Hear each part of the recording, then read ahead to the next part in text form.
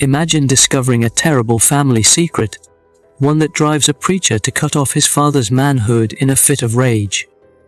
A twisted betrayal shatters everything he believes in, and a lifetime of trust is shattered in an instant. This is the story of a man whose faith and family were everything, until a brutal truth turned his world upside down. Before we dive deeper into this chilling tale, don't forget to like and subscribe for more true crimes from the darker stories corners of human nature.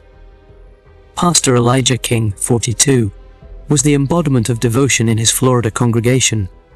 Known for his fiery sermons on faith, family, and moral values, Elijah's ministry attracted hundreds of followers who saw him as a beacon of righteousness. His devotion to his church and family earned him admiration, and many saw him as a living example of the virtues he preached.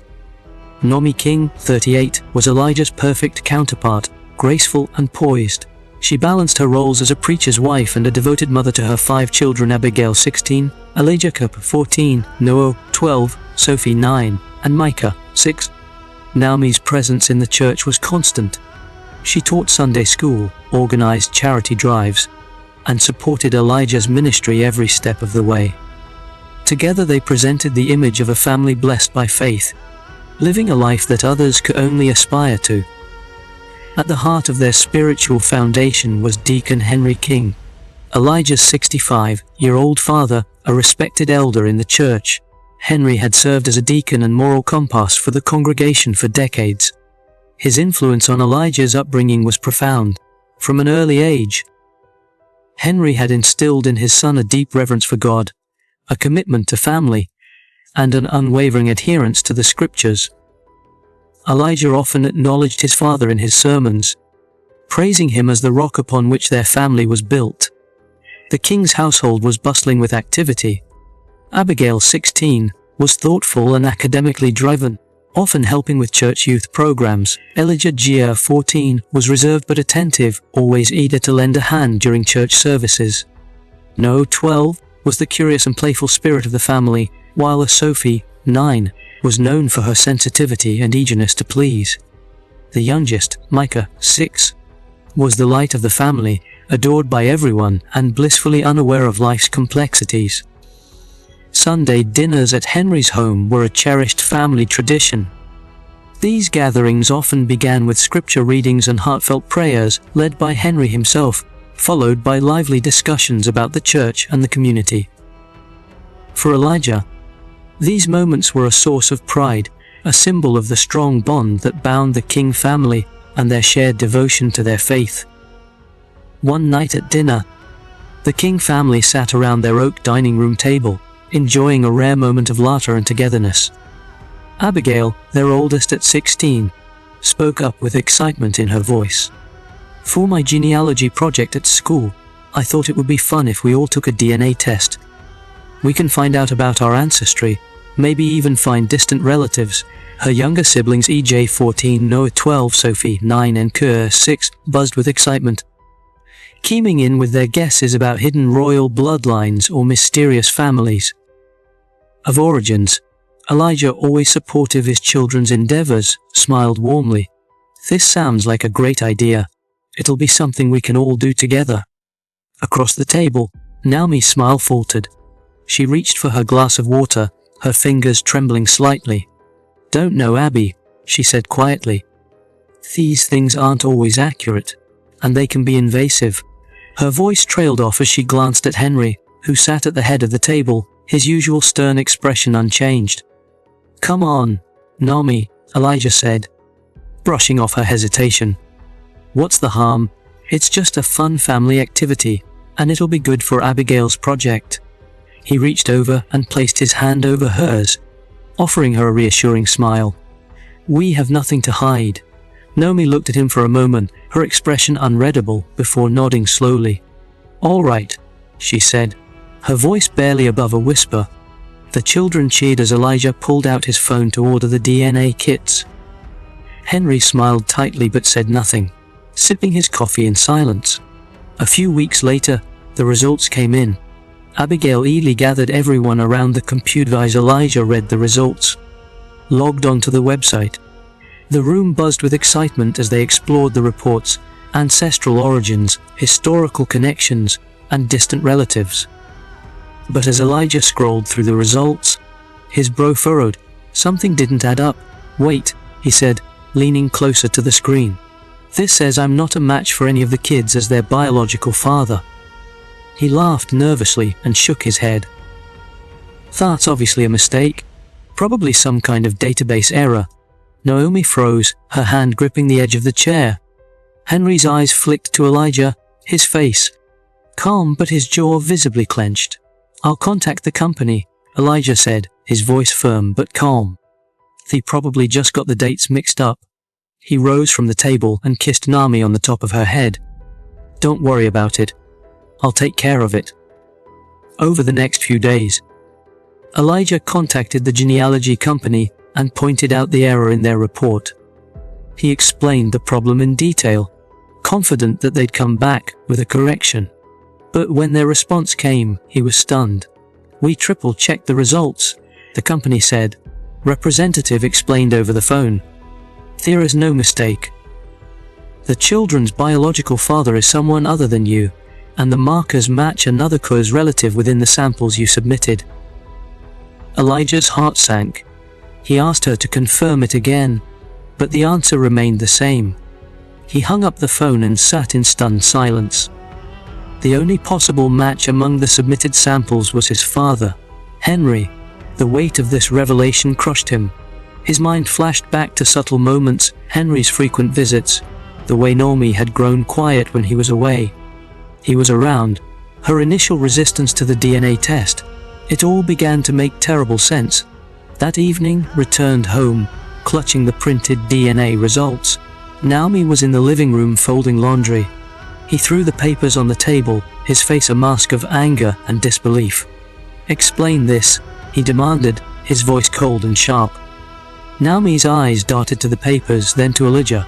"What are you talking about?" she asked, her voice shaking. "The DNA results?" Elijah snapped. "They say I'm not the father of my children. They also say there's another match in our family. You want to explain that?" Naomi's face paled as she clutched the back of the chair for support. "Thea, there must be some mistake," she stammered. "This can't be right." Elijah leaned close, his voice rising. "Don't lie to me, Naomi. I went back to the company. They checked it out. There's no mistake. So I'm going to ask you again, explain this." Naomi broke down, tears streaming down her face as she sank into the chair.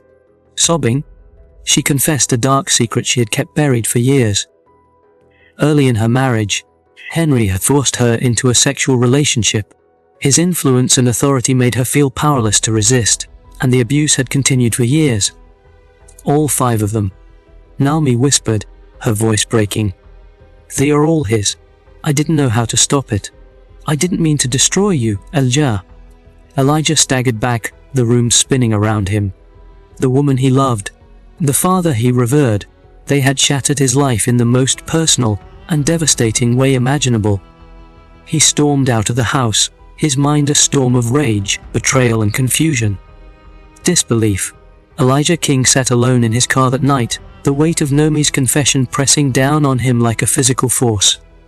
His mind raced, each thought darker and more chaotic than the last. The life he had built, his faith, his family, his ministry had been a lie. His children, his pride and joy were not his. His wife, the woman he had trusted above all else, was trapped in a terrible secret, and his father, the man who had raised him, guided him, and taught him to live by God's word, was a monster. The emotions came in waves of shock, pain, disbelief, then anger so blinding it took his breath away. Elijah gripped the steering wheel until his knuckles were white. Tears streamed down his face as he shouted into the empty car. "Why? How could they do this to me?" He pounded his fists on the dashboard, his frustration boiling over. He drove aimlessly for hours, the streets of his quiet Florida town empty in the moonlight. Memories of family dinners, sermons on forgiveness, and the moments he thought had defined his perfect life flooded his mind, now tinged with anger, betrayal. Everywhere he turned in his mind, he was met with lies. As dawn broke, Elijah found himself at the edge of a lake, staring out at the water. In the stillness of the morning, his pain began to turn into something colder, sharper vengeance. The betrayal was too great to forgive, the wounds too deep to heal. In his mind, there was only one way to bring justice to the situation. His father and his wife had to pay for what they had done. Elijah began to plan, startled by the clarity of his thoughts. He had spent years preaching forgiveness, but forgiveness was no longer an option. His heart, once full of compassion, now burned with a need for vengeance. He replayed Naomi's confession over and over, each word fueling his resolve. When Elijah returned home, he was quiet, eerily so. He didn't speak much to Naomi, who had spent the night crying in her bedroom. He couldn't look at his children without feeling a sharp pang of grief, knowing they weren't his. But he still loved them fiercely. This love only deepened his anger. The evening was filled with tension when Elijah returned home. Naomi sat alone in the living room, her tear-stained face pale and anxious. She had been on edge all day, dreading the inevitable confrontation. Elijah silently entered the room, his eyes dark and emotionless, a kitchen knife hidden in his grip. Naomi looked up, her face contorted with a mixture of fear and hope. "Elijah," she whispered, shaking, her voice, "I know you're hurt, but we can." "Don't," he interrupted, his voice deep and icy. "Don't you dare try to fix this with words. You've destroyed everything, Naomi, everything." Naomi stood, wringing her hands as tears began to stream down her face. "I was trapped, Elijah. I didn't know how to stop it. I never meant to hurt you." Elijah's laugh was sharp and bitter, cutting through her words like the knife he held. "You didn't mean to hurt me. You let him violate our marriage, father my children, and sit at our table like nothing was wrong. You lied to me every day, Naomi." She fell to her knees, sobbing uncontrollably. "Please, I love you, I love you. We can fix this. Fix this." Elijah snapped, his anger finally erupting. "This can't be fixed. You condemned me to live a lie, and now you're going to pay for it." With a sudden, savage move, he plunged the knife into her chest. Naomi gasped, her eyes wide with shock as the blade tore through her body. Elijah's face showed no mercy as he pulled the knife out and struck again, this time in her abdomen. The room was filled with the sickening sound of tearing flesh and her anguished screams. Naomi tried to crawl away, her blood pooling on the floor, but Elijah was unrelentless. Each stab was fueled by years of betrayal and humiliation. "You should have told me the truth," he shouted, his voice shaking with rage. "You should have stopped him." When Naomi finally lay still, her body a lifeless heap on the blood-soaked carpet, Elijah stepped back, panting heavily. The rage inside him didn't subside, it just shifted focus. There was one more person who needed to face justice. The evening air was heavy as Elijah drove to Henry's house, his grip on the wheel tight. His mind raced with thoughts of treachery, and the image of his lifeless wife burned into his memory. He had nothing left to lose, and justice, in his eyes, demanded blood. Bursting through the door, Elijah found Henry seated at the dining room table, a cup of tea in his hand, and the Bible open in front of him. Startled, Henry looked up. "Elijah, what are you doing here?" he asked, his voice tinged with confusion and a hint of fear. Elijah didn't answer. Instead, he threw the crumpled DNA results on the table. "Explain this," he demanded, his voice deep and boiling. With anger, Henry's eyes darted to the paper, then back to Elijah. "I don't know what this is," he said, his voice faltering. "Don't you dare lie to me," Elijah snapped, his hands shaking. "You raped Naomi for years, didn't you? You fathered my children." Henry stood and raised his hands as if to calm his son. "Elijah, listen to me. It's not what you think. Don't lie," Elijah yelled, his voice shaking the room. "You destroyed my family. You're a monster." Before Henry could speak again, Elijah lunged forward and plunged the knife into his father's side. Henry screamed, stumbling backward and clutching the wound. Blood seeped through his shirt as he tried to steady himself, but Elijah did not stop. With brutal precision, Elijah stabbed him again and again, each thrust fueled by years of pent-up rage. Henry collapsed to the ground, writhing in pain, his strength quickly draining away. "You deserve to feel the pain you caused me," Elijah growled, standing over his father.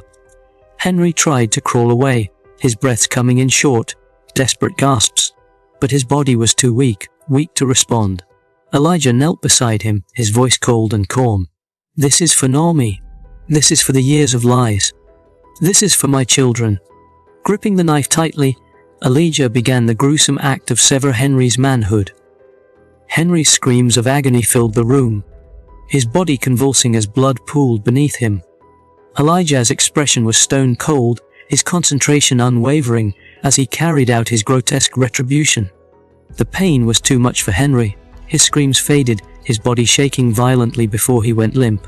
He exhaled one last ragged breath and then fell silent. Elijah dropped the knife, now slick with blood, and stumbled back, his chest heaving. The room reeked of iron and death, the echoes of Henry's agony still ringing in his ears.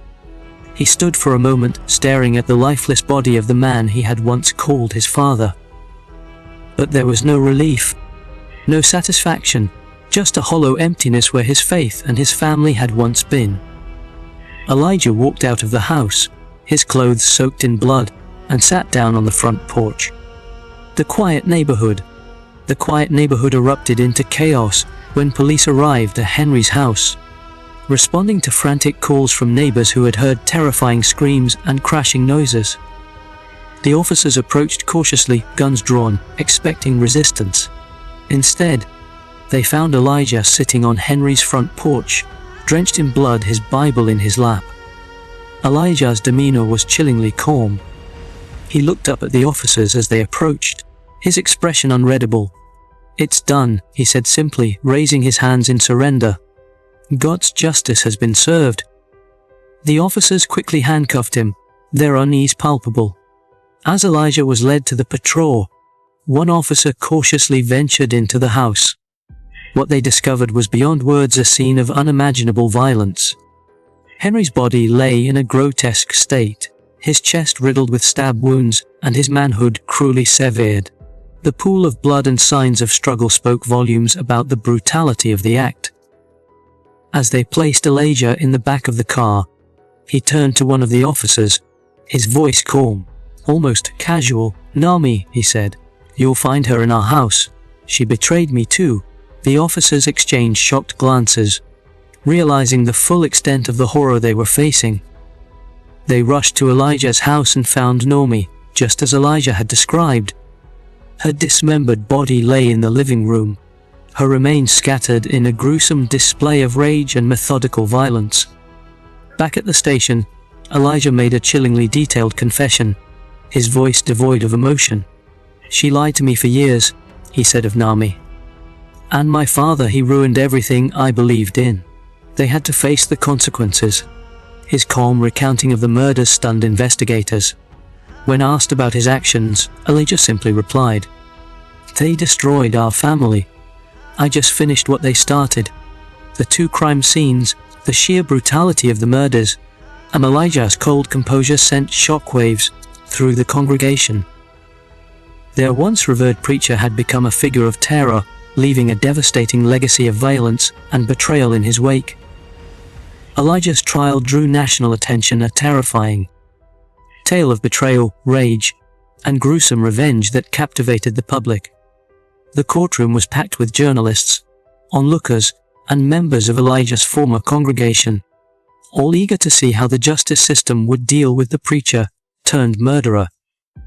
The defense portrayed Elijah as a man driven to madness by an unimaginable betrayal. They called psychologists to testify about the trauma he suffered when he learned the truth and his children's parentage, and his father's abuse of Naomi. They described his actions as those of a man pushed beyond the limits of human endurance.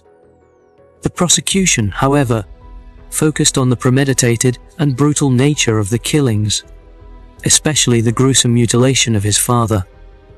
Prosecutors argued that while the betrayal he suffered was extreme, it could not justify the sheer violence of his actions.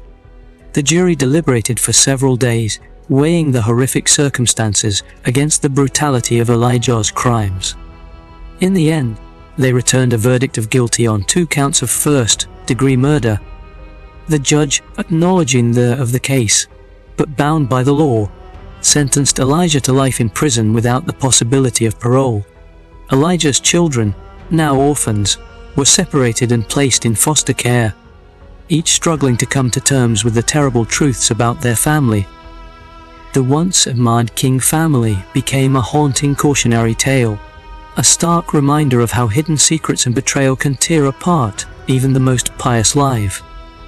As Elijah was led from the courtroom in chains, he clutched his Bible and muttered prayers to a God he believed had guided his actions.